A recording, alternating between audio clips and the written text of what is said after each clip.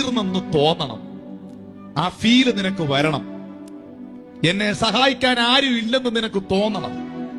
എല്ലാം കഴിയുവാണെന്നുള്ള ചിന്ത നിന്റെ അകത്ത് വരണം. അങ്ങനെ വന്നാൽ മാത്രമേ ഈ ചിറകിന്റെ കരുത്തെന്താണെന്ന് നീ അറിയൂ.